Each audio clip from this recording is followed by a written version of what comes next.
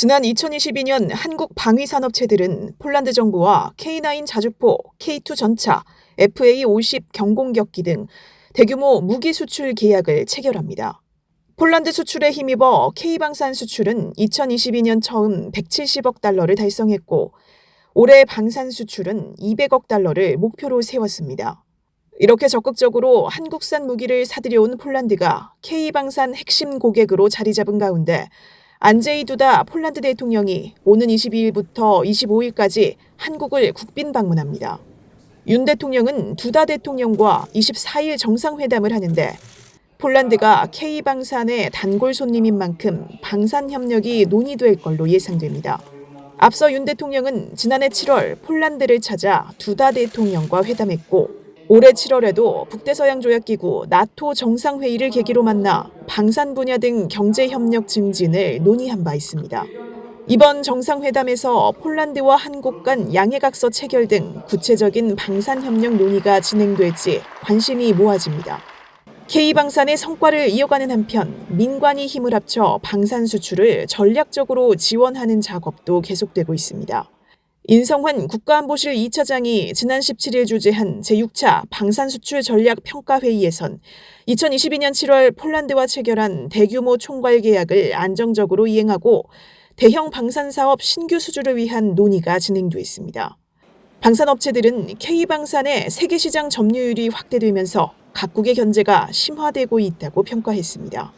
관계부처는 이에 방산 협력을 위한 국가별 고위급 협의를 이어가면서 필요한 경우 정부 합동협상단을 꾸려 적극 지원할 것을 약속했습니다. 대통령실도 방산 수출과 방위산업이 국가 경제와 일자리 창출에 중요한 만큼 이 분야 지원에 힘쓸 계획입니다. 국민건강보험에서 보장하지 않는 의료비 항목을 보장하는 실손보험. 2022년 기준 국민 4천만 명이 가입해 연간 1억 건 넘는 보험금을 청구하고 있습니다. 실손보험 미청구 금액은 연간 3천억 원 수준으로 추정됩니다. 청구 절차가 무척 불편했기 때문인데요.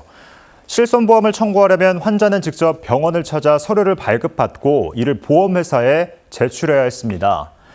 소비자단체 설문조사에서도 의료 소비자들은 진료 금액이 적거나 병원에 갈 시간이 없어서 보험회사에 서류를 보내기 번거로워서 청구를 미뤘다고 답했습니다.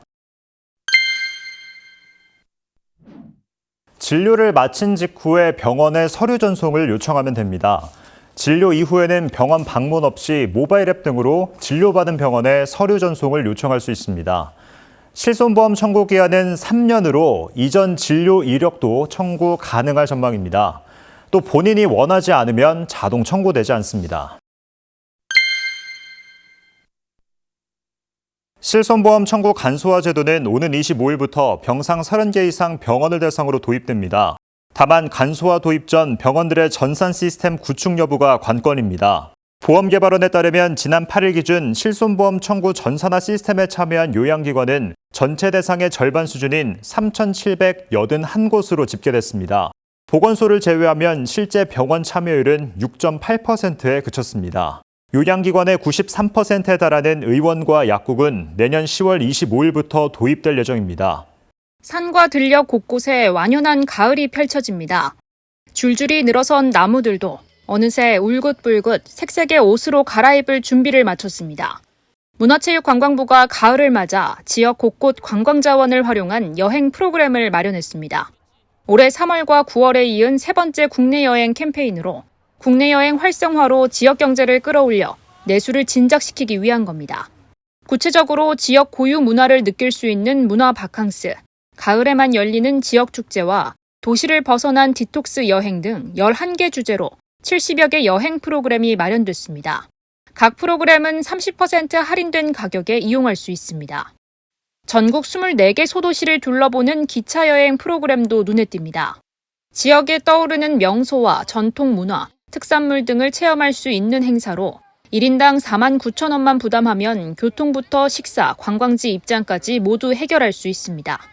기차 여행 프로그램은 다음 달부터 총 8회에 걸쳐 운영되며 대한민국 구석구석 누리집을 통해 신청할 수 있습니다. 이와 함께 이번에 마련된 여행 프로그램을 체험한 뒤 사진이나 수기를 응모하는 여행 수기 공모전도 열립니다. 자세한 참여 방법은 공식 누리집을 통해 확인할 수 있습니다. 한국농수산식품유통공사에 따르면 지난 18일 기준 배추 한 포기 소매 가격은 평균 9,123원. 1년 전보다 39.8%, 평년보다 41.6% 높습니다. 지난달까지 이어진 폭염의 영향으로 배추 생육이 부진해 공급이 줄었기 때문입니다. 무는 한 개에 3,561원으로 1년 전보다 46.9%, 평년과 비교하면 25.4% 비쌉니다. 무 역시 폭염으로 작황이 부진한 데다 배추김치 대체재로 수요까지 늘며 가격이 올랐습니다. 다만 정부는 배추와 무 출하가 늘면서 김장철엔 가격이 하락할 것으로 예측했습니다. 정부는 최근 배추 출하 지역이 확대되고 품질 좋은 가을 배추가 출하되며 도매 가격 중심으로 하락세가 지속되고 있다고 설명했습니다. 그러면서 조만간 소비자 가격에도 반영돼 국민이 하락세를 체감할 수 있을 것이라고 덧붙였습니다. 양념 채소류에 들어가는 쪽파의 경우 주산지인 홍성, 아산 지역 생육이 회복되고 있어 김장철엔 안정적인 공급이 가능할 것으로 보고 있습니다. 천일염과 새우젓 등의 수산물은 공급 여력이 충분할 것으로 전망했습니다. 정부는 이번 주 김장재료 수급 안정 대책을 발표할 예정입니다. 요즘 공식 항공사가 아닌 온라인 여행사에서 항공권 구매하는 분들이 많아지고 있는데요. 하지만 의외로 온라인 여행사와 항공사의 항공권 가격엔 큰 차이가 없었고 취소 수수료는 온라인 여행사가 더 비싼 것으로 나타났습니다. 소비자원 조사 결과 익스피디아, 키위닷컴을 제외한 대다수의 온라인 여행사는 항공사 취소 수수료에 자체 취소 수수료를 더해 소비자에게 부과하고 있었습니다.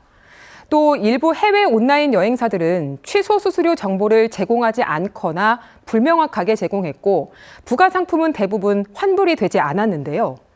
소비자원은 항공권 구매 전 항공사와 온라인 여행사 누리집을 방문해 가격, 취소 수수료 등 조건을 꼼꼼히 비교하라고 조언했습니다. 금융감독원은 청년들의 자산 형성과 경제적 자립을 지원하기 위해 전문 재무설계사와 1:1 상담 기회를 제공합니다. 금감원은 경기도와 인천, 대전, 광주, 대구, 부산 등 5개 광역시와 전주시에 거주하는 청년을 대상으로 맞춤형 재무상담 서비스 참가자를 모집한다고 밝혔습니다.